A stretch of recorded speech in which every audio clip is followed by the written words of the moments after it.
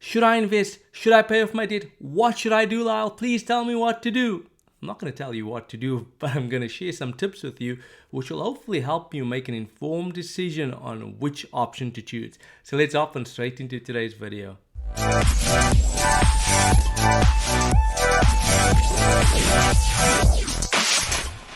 Quite often I get asked the question, Lyle, should we pay off our debt? Should we invest? What should we do?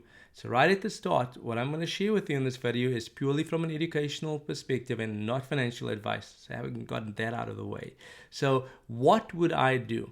Number one, I would consider and ask you this: what is your goal? Is your goal to be debt-free?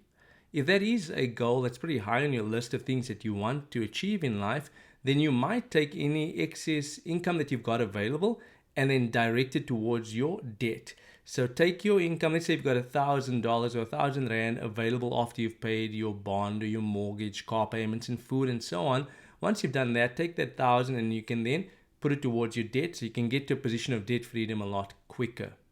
You might be somebody that says that's not a goal of mine. Well, you could take that 1,000 and use it for something else. The next thing to consider is, why would somebody prefer to invest and not pay off debt? If you look at the S&P 500, and one of the historical records indicate that since 1926 to 2018, that the average return on investments was about 10 to 11%. So if somebody put their money in and they left it there, it would have grown by 10 or 11%, which is pretty great. On the other hand, let's say your interest payment on your mortgage or your bond, depending on where you come from, or your car payment was anything from 2% to 5 or 7%. By rather taking that money and investing compared to paying off your debt quicker, you actually made money in terms of the interest. So that might be a reason. Something to point out with investing though is it's extremely volatile. So it goes up, the value of your investment will go up and it will go down over a period of time. But if you're prepared to hold it for a long period of time, as the S&P 500 is indicated, the average return is 10 or 11%. But what you need to bear in mind, that historical trends aren't always an indicator of how the market is going to perform in the long run. Something else to consider also is the interest that you're paying on your debt, right? So I see, like with the mortgage, let's say it's 2% or 5%.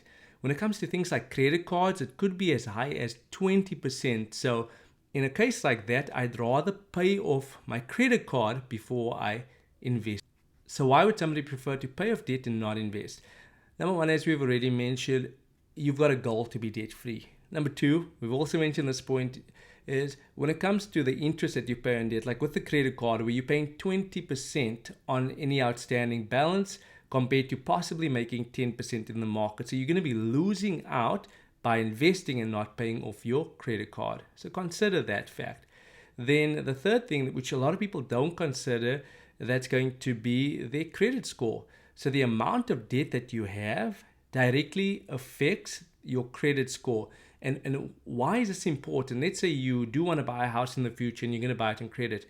If your credit utilization is above 30% or you've got a large sum of debt, it's going to affect the rate that the lender is going to charge you in terms of interest. So just consider that, especially if you believe in the future you're going to want to buy a house. Maybe you want to get your debt to a limit, to a level where you are below the 30% utilization, and that way you will get a good interest rate. So should you do one or the other or a combination? If it was me, and let's say I had my mortgage, which we're currently paying about 2.25%, and I had excess, let's say $1,000, what would I do? I would identify what my goal is, right? And then I might say, but I still want to invest. So I might say, I'm going to take 75% and put it towards my debt, and then take 25% and invest.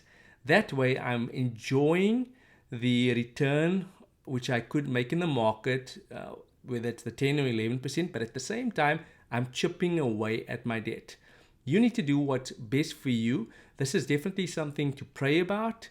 You and your spouse, if you are married, if you are single, pray about it and see what best for you. Identify your goals. That's probably the most important thing that I want to leave you with in this video.